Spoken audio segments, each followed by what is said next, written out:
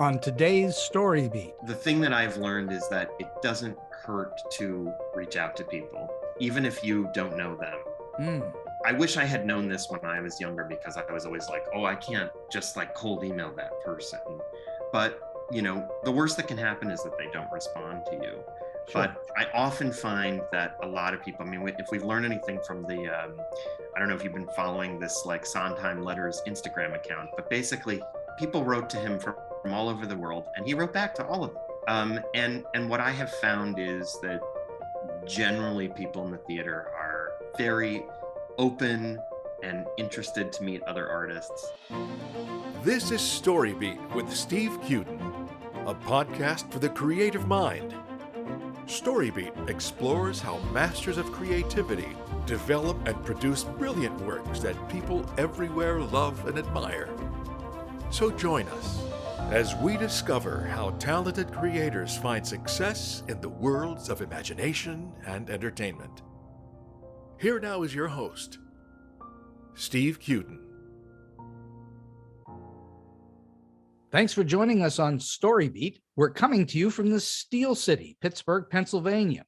My guest today, Marcus Stevens, is a New York-based writer, actor, and director. He wrote the book and lyrics for the award-winning musical Mythic, along with composer Oran Eldor. Mythic was a winner of the NAMT Festival and subsequently had successful productions in both London and Montreal. The London production of Mythic also gave birth to an original cast album produced by Broadway Records.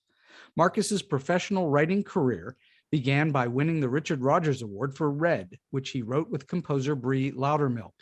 His show Yo Vikings, with composer Sam Willmott, was featured in the HBO documentary Song of Parkland and has been produced all over North America. Marcus and composer Dabbon were commissioned by the Pittsburgh Civic Light Opera to write the original musical Game On, which was produced during the CLO's 2019 season. Marcus has developed, directed, and contributed material to TheaterWorks USA's Dragons Love Tacos and Other Stories, which enjoyed a 2-year US tour. His family musical, Wake Up Daisy, with composer Sam Willmott, will be produced at the Swedish Cottage Marionette Theater in Central Park in the spring of 2022. Marcus directed Tony nominee Josh Young in his concert Josh Young Sings Andrew Lloyd Webber, which has been performed across the United States. Marcus's acting credits include the off-Broadway productions of Forbidden Broadway Alive and Kicking and Forbidden Broadway Comes Out Swinging. He's featured on both original cast recordings. He also played the Dysquith family in Gentleman's Guide to Love and Murder at the Florida Rep Company, and God in An Act of God at the Pittsburgh Public Theater. You can find more at marcus-stevens.com. So for all those reasons and many more, it's a great pleasure for me to welcome one of the theater's most brilliant current lights, Marcus Stevens, to StoryBeat today. Marcus, thanks for joining me. Thanks for having me. Listening to all that, it makes me feel very good about myself. Well, you should feel good about yourself. And it's my pleasure. You don't usually hear your credits that way, you know? I know it's unusual to have everything sort of spilled out at one time, but it tells you you've accomplished something along the way. It seems that way. Well, I was going, oh wow, yeah, that too. Okay. So all right, let's go back a few years. Tell us about where all this musical theater creativity began. When did you first notice musical theater to begin with, and when did you think, hey, this is something for me? Well, I would say, you know, my earliest recollections of musical theater was that my father would play, LPs in our house. And right. What's funny is that my dad was a rock musician in college and like not a musical theater person, but for whatever reason, he was obsessed with Sweeney Todd and Andrew Lloyd Webber's Evita, and he would play them incessantly, like in the house. And as a kid, I would like sit with the liner notes and read all the lyrics and be listening to the stories. And I was totally captivated for whatever reason, you know. And then as I got older, I started doing all of these. I grew up outside of Philadelphia, so I started doing all of these. We were very lucky that there were these youth theater groups in that area. There were a whole bunch of them. One of which was called Upper Darby Summer Stage, which was this sort of summer long theater, theater program for kids. And I, got bitten by the bug and started acting. And At what age? I would say I started really in earnest, like around 5th grade. 5th grade. And I was in, there was another theater group called Young People's Theater Workshop, which ran out of the local community theater called the Swarthmore Players Club. And Right. I was in a production of The Emperor's New Clothes. I was the kid who said the emperor has no clothes on. And that was it. Well, just so you know, my favorite musical of all time is Sweeney Todd. So your dad was on the right path for my. I mean, it's just, there's nothing better. I mean, it's amazing. So Absolutely not. So were you then also attracted to those musicals in particular? Oh, for sure. Yeah. I mean, I loved both of those shows. And then I started sort of like, obviously I started getting interested in the shows that like my schools were doing and things like that. But I was always very interested in, I was really interested in Stephen Sondheim's stuff, especially like in the 90s when I was growing up. It was like Into the Woods was like the big hit of that time. And so could you tell at that time that he was different than pretty much everybody else? Yeah, I think you could. I mean, I think that was clear for whatever reason to me, that there was something different, that there was He wasn't something... Rodgers and Hammerstein. He wasn't Lerner and Lowe. He certainly wasn't all the various musical theater writers from the past. He was doing something unique. Yeah, he was doing something completely unique, and something that I don't know, like as a kid, I especially in high school, I remember just being so fascinated by the complexity and by the way the lyrics sort of, were doled out, and how there were like these internal rhymes and the characters that he was focusing in on and what he was trying to say. And I was very drawn into that stuff. And so at what point did you think to yourself, I'm really going to probably do this? Where did you go get training, or did you get training? So I went to Point Park in Pittsburgh, right? Which is probably how you and I got connected to each other at some point along the way. Is that I have a lot of Pittsburgh connections. But I went to Point Park for musical theater. I had been writing a little bit.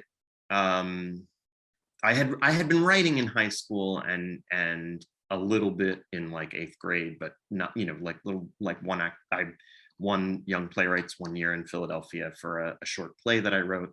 So it wasn't that I wasn't writing, but I started really writing musicals when I was in college, while I was studying musical theater performance. Well, they don't offer musical theater writing at Point Park, so you must have been doing this on your own. Yeah. What I think is interesting is that I think one of the reasons why I was attracted to Point Park at the time is, and I can't speak for the program now. I know that it's still like one of the top theater programs, but I remember that, before it had a campus, it was this scrappy little program, and the whole vibe that I got from it when I visited was, we want you to be theater artists. We want you to experiment with everything.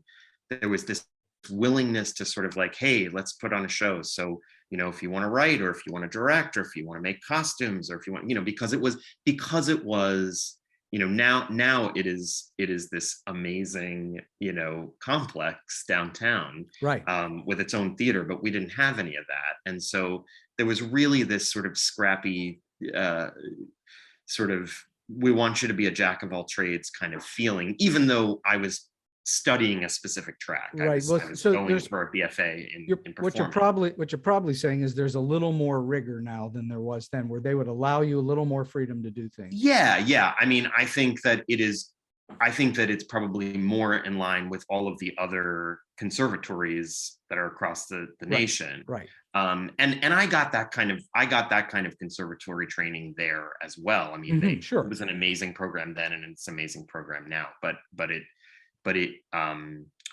there was more, right? There was more sort of fluidity because they didn't have the clout, and they didn't have the and they were figuring it out, and the faculty was.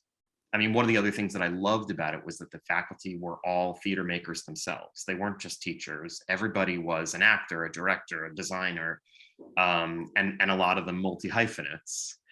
And well, that's the thing about Point Park, is pretty much all of their faculty in any of the arts there are actual working artists.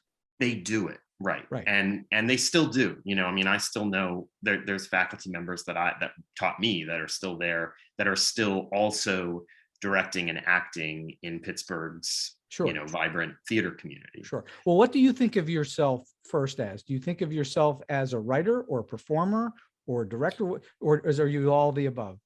I kind of think of myself as all of it. For a long time, I remember feeling like I have to pick one to be the predominant one. I have to say I'm a writer who also acts, or I'm an actor who also writes, and who also directs sometimes.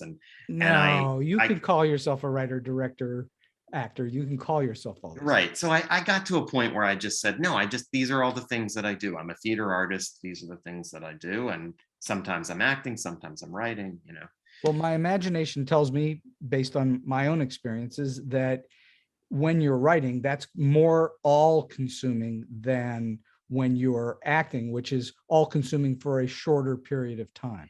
Yeah, I mean, I think the thing that I really enjoy about it is it's different parts of your brain, it's different parts of your it's different parts of your instrument, and writing is right. It's all-consuming. And when you're an actor, what I love about it is that you have one job, and that's it. Like you got one job, which is that you're playing this person and they're trying to get something, and you just got to do that. That's all you got to do. You just said the smartest key to the whole thing, which many people don't understand until they get deep enough in it. And that is, everybody's pulling toward the same goal, whether you're writing, directing, producing, designing sets and lights, doesn't matter. You're all pulling toward telling a story, typically of one character in search of a goal. Yeah, that's it. Right. But when you're writing, you've got to sort of shape that narrative, right? You've got to figure out all of the moving parts into that story. And then when you're acting, you're like, I'm just one of these moving parts. And there's something so freeing about that. If you've just gotten off of doing some writing, it's like, oh, it's great. I'm just gonna be this moving part. Well, both are creative acts, though the writer is truly creating that world and the actor is interpreting what's been written. Yeah, exactly. And so is the director, and so is everyone else. And so is the director, right? Right. So the director is, for me, it's the most collaborative in the sense that, really you're working with the writer, you're working with the actors, you're working with the designers. It's all about surrounding yourself with really smart, talented people and sort of helping to steer all the ideas in one direction. So I'm going to ask you a ridiculous question, which I'm sure you're going to answer in a wonderful way, which is, of the three legs of a musical in the libretto, you've got book, music, and lyrics. Is one more important than the other? No, that's right. I would say no. I would say that, there's the age-old saying of, when the book doesn't work, they blame the book writer. That's right. And when the show works, they come out lauding the composer. That's right. And when the book works, right. So the book, I feel like the book is one of the hardest things. However, the lyrics, are, if it's the right kind of musical, the lyrics are completely integral to the book. 100%. Is that if you took out the lyrics, the script would make no sense if it's done right. And if you, and then the third part of that, the third leg, is the music, which is that you can't it's not a musical without it. So and that has there's an issue with the music as well, because the music has to appeal to a certain, well, as large an audience as you can appeal to. And so Sure. it can't just be atonal, repetitive notes. It has to have some kind of melody to it that people get into. And so Right. all that's very challenging. Right. I mean, I don't know if maybe it's probably, usually if I'm quoting it, it's probably either Sondheim or Sheldon Harnick or one of those guys. But I think Sondheim said this, which is that with a musical theater song, the audience has to get it the first time they hear it. You can't. That's Sondheim. Yeah. You have to get it right away. Like you have to understand where the melody is going. You have to be able to trust, and you have to feel sort of like you're being taken care of. You have to feel like the writers are holding your hand and saying, I'll take you through this. I'm going to surprise you, but I'm also going to take care of you. So that's why Sondheim was so careful about writing perfect rhymes. Yeah. So that the ear would fall on the ear and you could understand what was going on. There's no question when audiences go to shows and they've never heard the music and lyrics before, they're hearing it for the first time, they struggle to understand what's going on because it's a lot to take in and your brain doesn't process it quite so easily because it's moving pretty quick and it's got the music going and it's hard. And it's right. It's multimedia. You're taking in the visual, you're taking in the oral. There is so much going on. Plus you've got lyrics which are heightened and rhyme, and so there's a lot to take in for an audience, and so you want them to understand it and get it clearly as the first time they hear it. Do you believe in coming up with songs that are character based mainly? Or are you also okay with writing songs that are story-based, but not necessarily character-based?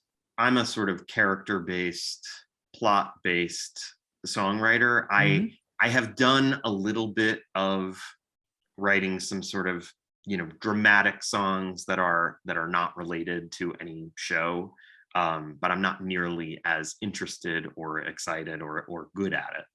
I think that there are some people that are just brilliant at that. Right. But I find that it is much easier for me to write a song if there's a particular, conflict, there's a particular moment, and it feels, in the play that feels right. Have you written one-off songs that are not related to any musical? Yeah, I have. I was in where I really started honing in on my craft with songwriting was at the BMI workshop in New York. Sure. And you have to write standalone songs. And so that, I wrote a bunch of those in that program. And I wrote a few outside of that as sort of like, there was a time in New York where I felt like, oh, I need to write my Taylor the Latte Boy, if you know that song. But there's a whole bunch of like cabaret songs that various writers have written that sort of put them on the map. Mm-hmm. It's like this is this cabaret song that everybody knows and loves to sing at auditions and in cabarets, and this is what gets this writer sort of their start in the business. And so there was a time where I thought, oh, I need to do that. But ultimately, the songs that people actually know of mine are all songs from shows. And I think it's because there's more specificity and there's more depth of character in them because I'm trying to tell a particular story in a particular moment of the play. Well, you're not writing songs for pop release, not for radio play. No, I'm not. So that's why people would know your show songs, because that's where they've heard them mainly. Right. No, I just mean that, there was a time where I wrote some cabaret songs to sort of like use those as calling cards to have people sing them. But ultimately I was less interested in it. And was more interested in writing full shows. How long were you at writing musicals before you thought to yourself, you know what, I am pretty decent at this? How long did it take you before you felt some sense of confidence about it? It took a while. It's weird because I wrote the first show that I wrote won the Richard Rodgers Award, which sort of what blindsided me. Like, I really didn't have a lot of confidence in myself. I didn't know what I was doing. It was all experimentation. And I won it.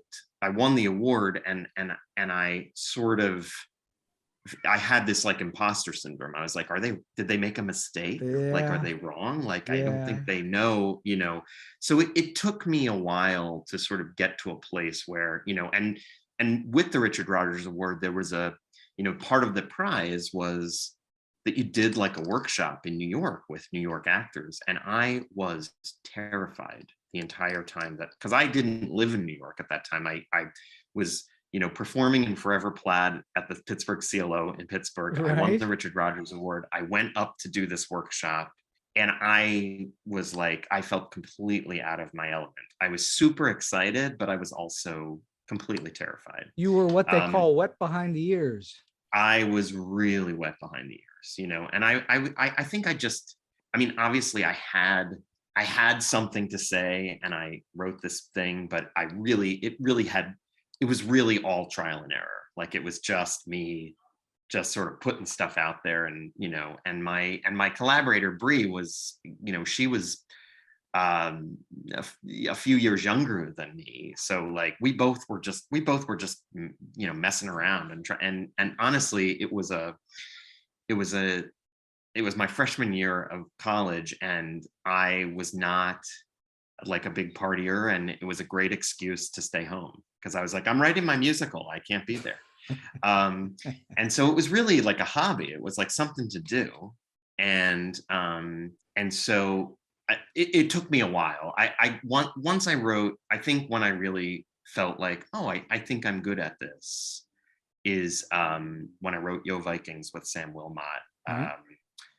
It was after I had gotten through BMI, and we got this commission, and we wrote a show in like 4 months, and we put it on, and it felt like, okay, that's a real musical. That feels like a musical. I actually wrote a musical this time. Not that Red wasn't a musical, but Red feels to me, when I still, when I listen to it or look at it, it feels like this kid with a lot of really interesting ideas, and I was, just learning on the job, basically. So just so you know, and I'm probably telling you nothing you don't already know, a pretty significant number of highly successful writers in all forms of writing, doesn't whether it's novels or screenplays or short stories or even journalists, a huge number of writers have an entire career in which they never lose the sense that they're imposters.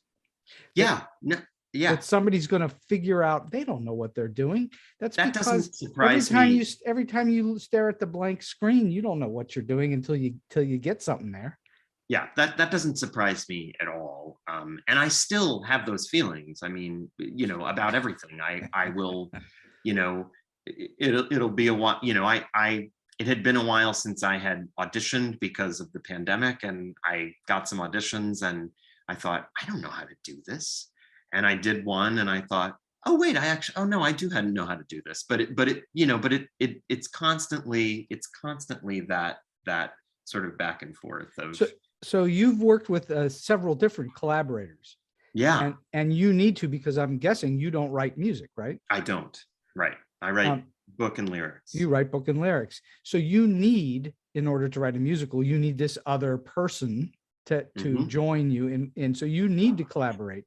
And then, of course, the whole business is based on collaboration. You're going to collaborate with the director and producers and actors and designers, and it's all a collaborative effort pulling toward one goal, to put on a production. Theater in general, the show business in general, is about collaboration. What would you say, from your experience, makes a good collaboration good? What? Oh, that's a really good question. What makes a collaboration good? I think that an openness, like you have to have a lack of ego. You have to be willing to listen and really collaborate. I've been in situations where, when I was younger, where I wasn't willing to, where I had an idea and that was the idea that I wanted.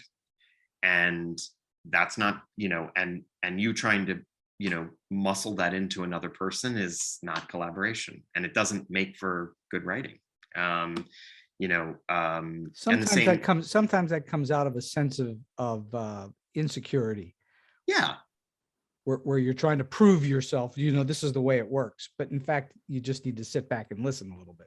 Yeah. Right. And you need to trust that you need to trust that the other person is going to bring out the best in you. I think that's the thing, that the best collaborations that I've had is that I know that when I write with any number of these people that you listed at the beginning of, right. of this podcast, is that I'm going to have ideas that I wouldn't have on my own because I'm talking to that person. That's the ideal collaboration, is where each other pluses the other. Yeah, exactly. And I also think, the other thing is that when you have a good collaborator, they understand you and your process, and you understand them and their process.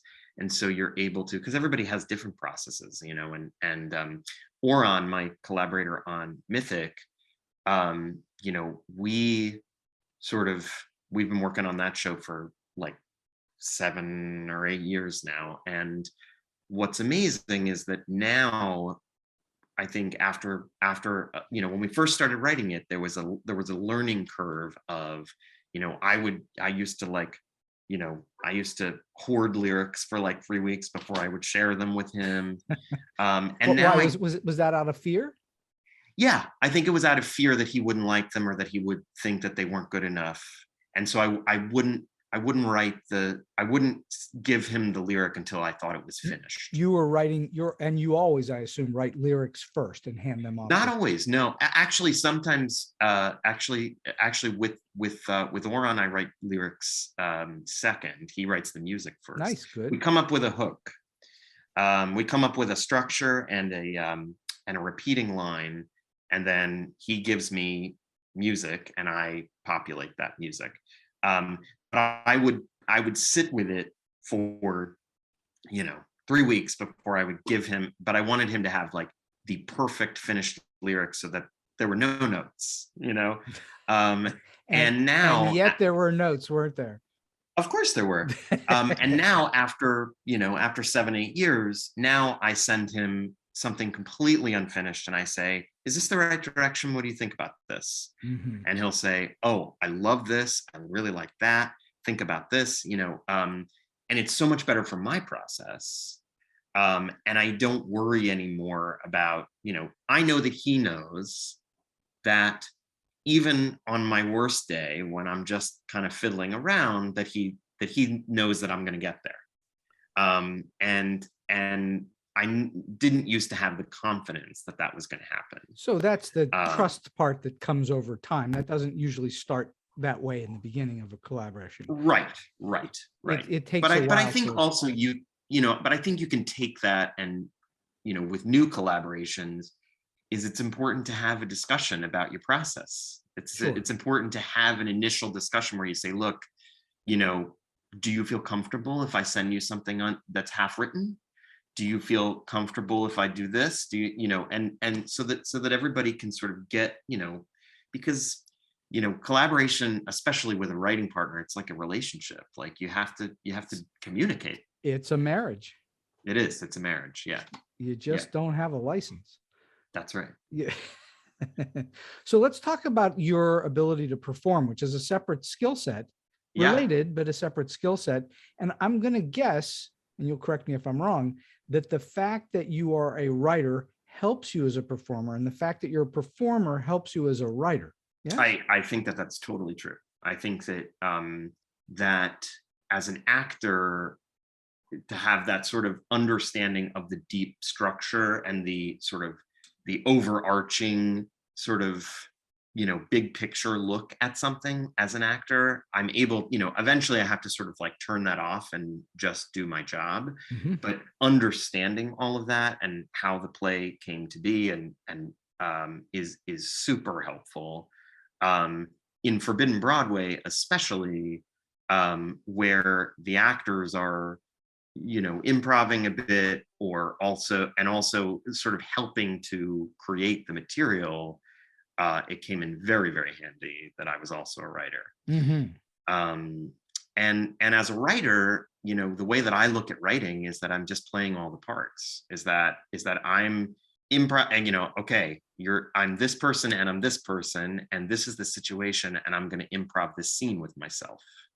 And that's sort of how I write it. Is that I'm playing the roles. You kind of have to prove to yourself that it works before you hand it off to somebody else to try and make work. Yeah, I have had many a one-man reading of of my shows, Sure. where I just sit there and read it in my head or read it out loud, and I act it so that I can hear it, and I'll go, oh, if I were saying this, I think I would stumble over this word. I think, Right. I need to put that in the script so that it's, whatever. So I think that, to me, writing is very much acting, because especially dialogue writing to me is very much acting. You're creating characters. Yeah, it's just creating characters and what they say. And there's no question that people that write novels, sometimes the dialogue looks wonderful on paper, but doesn't speak so well. Mhm. So that's part of it. Yeah, totally. All right. So when you get ready to perform in a show, you're handed a script. You may know the show, you may not know the show. What is the first thing that you do when you're handed a script as a performer? What is aside from just reading it, what is the first thing that you need to do? I think, well, I had an acting teacher tell me this at Point Park years ago, which I still do, which is read everything that you say about yourself and everything that people say about you at play, which really helps me. Is like, how does the character describe themselves, and how do other people describe the character, and what does that tell you? And then you have to do the really basically what we were talking about at the very beginning of this conversation, which is in every scene you look and you say, okay, what do I want, and who am I trying to get that from? That's the biggest question. That's the most important, simplest question that you have to start with, is undoubtedly, what do I want, and who is going to give it to me? And once you have that, then the rest of it is experimentation and talking to the director and all of that. But that's really the main, all right. So you have clearly worked with any number of different directors over time. What would you say would be a good example of a great lesson that you've learned from a director that has held you in good stead, and maybe you've even been able to use as a director yourself? Well, so when I was, and it always goes back to Point Park eventually, but when I was at Point Park, there was a teacher and brilliant director named Scott Wise, yes, who directed me in a whole bunch of stuff. And I remember asking him point blank, I said, what do you think? What I said to him one day was, I said, what do you think is the most important thing a director needs to know? And he said, you have to know that every actor needs to understand things in a different way, and you have to learn how to talk to each actor so that you can communicate. You can't communicate to the whole cast as one unit. You have to learn how each person's process works and talk to that actor to help them with their process. And to me, I think that that's really so, basically it's just all about collaboration, but it's about figuring out how the other, because the thing I love about theater is that it's all about people, is that it's all about communication with other people. And so you figure out how some other amazing artist works, and you try to help them be the best that they can be, It's you're a little, as the saying goes, you're a little bit of a psychologist. Yeah, And each person comes with their own set of whatever their neuroses, whatever their strengths are, whatever their weaknesses are, and you have to play to those. right. Like, and I remember him saying to me, like I know, for instance, you need to take a note and you need to go home with it. You can't take the note and just do it in rehearsal. I need to give you the note at the end of rehearsal, and I need you to go home and think about it and come back the next day with it. Is that what you need more of in a rehearsal period? Is time to cogitate what's happened during that particular rehearsal period? Sometimes I think it depends on what I'm doing. If I'm doing, yes, I feel like I am a marinator. Like and I'm that way as a writer too, is that sometimes I am just like, I need 2 days to just like walk around and think about this. I need to like wash the dishes and like think about whatever this problem is that I'm trying to solve, and then it will eventually sort of surface. Have you been involved in any circumstances in which you didn't have that time? Oh, sure. And Yes. what do you do? How do you handle it?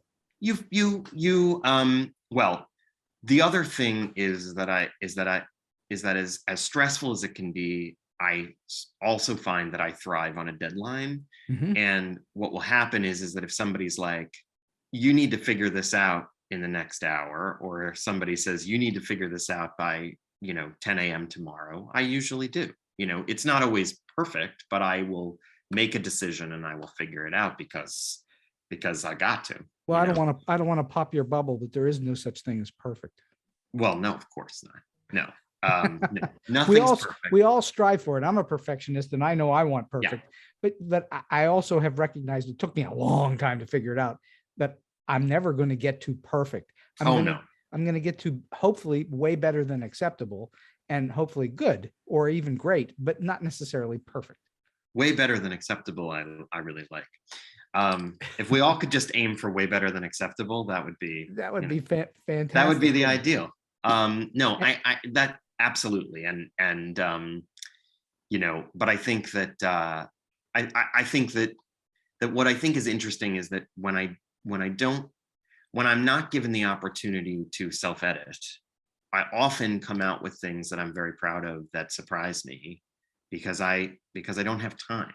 Sure. Sometimes it's literally like, we need you to replace this song, and it's got to be replaced by tomorrow, and you just do it. You just and that sometimes is where the great creativity comes from. Right, because you don't have time to think about it. Right. And when you do cogitate, correct me if I'm wrong now, sometimes the long thinking actually is injurious. Oh, sure. Because you overthink things. Yes. I do. I overthink all kinds of things. All the time. Yeah. And and that's the wonderful thing about acting too, is that sometimes I'll overthink a moment. I'll overthink it. But ultimately, when you're on stage and you're in the heat of the moment, you just have to make a choice. And then you don't get that choice back. You just keep going on with the play. So sure. So that's also another moment where it's like, can't self-edit, and just got to do something. Well, the beauty part of the theater obviously is that every performance is its own unique thing, even though you're trying to replicate one after the other. That's right. Always a unique thing. Whoever's in the audience that night is seeing something completely unique that will never be done again, unless they put a camera on it and recorded it, and then you can watch it over and over again. Sure. But that's the amazing thing about theater. It is the amazing thing about the theater. It is. And so as a director, you're taking all of these things that you've learned as a writer and an actor and bringing those to bear on making a performance out of either your own work or somebody else's work. Yeah. And would you say that lesson that Scott Wise gave you is the one lesson that has held you in the best stead as a director? I think so, in some ways, because I think that as a director, as I said before, I think that the most important job for a director to do is to see what everybody has to offer and play to everybody's strengths, and sort of help everyone to have a singular vision. Well, that's the director's job, is to have that singular vision. Right. But there are there are directors who come in and say, this is the singular vision, follow my lead. And then there are directors who say, here's the vision, but let's figure out how we as a group are going to get there. Which do you prefer? The latter. The latter. Yeah, I mean, I find collaboration to be the most exciting part of it, is that somebody does something in rehearsal that I would never have thought of, and I go, oh, well, that's genius. Let's figure out how that fits in. Let's see how that works. So you have been doing this for quite some time now, and you always, we improve as we get older and better and wiser. I'm also wondering, in all of your experiences, do you have a story that you can share with us about something that was either weird, strange, quirky, offbeat, or just plain funny that's happened to you? My gosh. So I'll tell you an acting story, which is, it's not much of a story, but it is very funny to me, which is that I was doing Forever Plaid at the CLO. We did it for 16 months or something. Right. Wow. Okay. And there's 4 guys in it, and we come out afterwards, and this group of audience members comes, and there's this woman, and she's talking to each one of the guys and saying, like, oh, you have such a beautiful voice. I love the way you did this. And you had this wonderful, and she goes, the other one, oh, I love that monologue. It's so, she was clearly a theater goer. She knew what she was really like specifically honing in on. She was giving specific compliments. And then she just looks at me and she goes, she just laughs in my face. And I took it as a compliment. I said, okay, I did my job. That's great. But sometimes, that's the, I don't know. I always kind of have kept that with me as like, mainly because I'm a character actor, and I'm like, okay, well, that's what you want. That's the response you want. Because you were playing comedy throughout the whole thing. Yes, of course. No, I wasn't doing Hamlet. So she wasn't laughing at you because you were not doing good drama. No, she was laughing. She was laughing at me because I had made her laugh throughout the night, and that's all she could. That was her response, was just to laugh right back at me. Well, that's a wonderful compliment for someone doing comedy. Yeah. Exactly what you want. Exactly. Well, yeah. It's a little bit of a short show today, but this has been a tremendous opportunity for people who want to be in the business and are writing musicals and performing at the same time, to understand how someone who's actually succeeding at it does it. But I'm wondering, last question for you today, Marcus, is can you share with us any specific tip for those who are just starting out or trying to get in, or maybe they're in a little bit and trying to get to the next level? Sure. I would say that the thing that I've learned is that it doesn't hurt to reach out to people, even if you don't know them. I wish I had known this when I was younger, because I was always like, oh, I can't just like cold email that person. But, the worst that can happen is that they don't respond to you. Sure. But I often find that a lot of people, I mean, if we've learned anything from the, I don't know if you've been following this like Sondheim Letters Instagram account, but basically people wrote to him from all over the world, and he wrote back to all of them. And what I have found is that generally people in the theater are very open and interested to meet other artists. And so I find that, I think one is to not be afraid to say like, hi, I'm so-and-so, I'm interested, have a specific thing that you need. It can't just be like, I think you're great. Send me an autograph. That doesn't work. It's got to be right. But if you want, whatever it is. And then the other thing that I've learned is that the relationships that you form, that's everything to me. I find is that you want to cultivate these, the people that like working with you, that you like working with, you want to keep in contact with them. You want to keep an open dialogue with them over time, because you never know. One of the stories that I always tell is that Bill Selby, who was a member of Forbidden Broadway for forever, directed me in Pittsburgh in a production of Forbidden Broadway when I was still in Pittsburgh. And I went to New York and, was auditioning and whatever. And I went to an open call. I had no agent. I went to an open call for Forbidden Broadway, and who was behind the table? Bill Selby. Wow. And he got me into the callback that only agent submissions got people into. Wow. And from there, I met the rest of the creative team and was able to sort of take it to the next thing. But I think like the fact that he had enjoyed working with me and that he knew me and, all of those things is that you want to, it doesn't, people are, especially artists in theater, are generally very good natured and want to help each other and are, and there's this sense of camaraderie, that we're all in this. Well, those are two extraordinarily valuable pieces of advice, and that I'm so glad that you said both of them. One is that it doesn't hurt to reach out to people. What's the worst that they're going to do is say no or not respond at all. That's the worst that's going to happen. And then Right. Something advantageous may come of it. And the second thing is, it's all about relationships. The whole business is predicated on relationships. You better have the talent to keep yourself there. But getting your foot in the door and then maintaining relationships over a long time, including your college relationships and your high school relationships and all those things, are very valuable. That's right. Yeah, because you never know. I directed Josh Young's concert, and Josh and I went to high school together. We lost touch with each other for a little while, but he had tremendous success. I reached out to him. We started hanging out when I was back in New York, and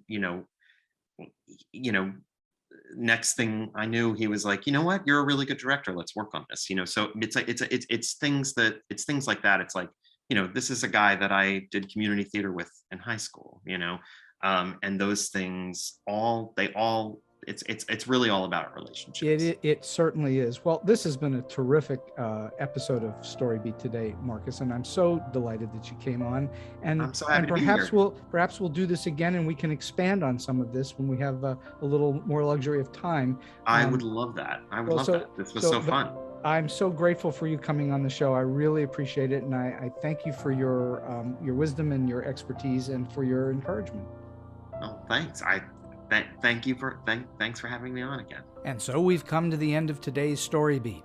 If you like this episode, won't you please take a moment to give us a comment, rating, or review on whatever app or platform you're listening to. Your support helps us bring more great StoryBeat episodes to you. StoryBeat is available on all major podcast apps and platforms, including Apple Podcasts, YouTube, Spotify, iHeartRadio, Stitcher, TuneIn, and many others. Until next time, I'm Steve Cuden, and may all your stories be unforgettable.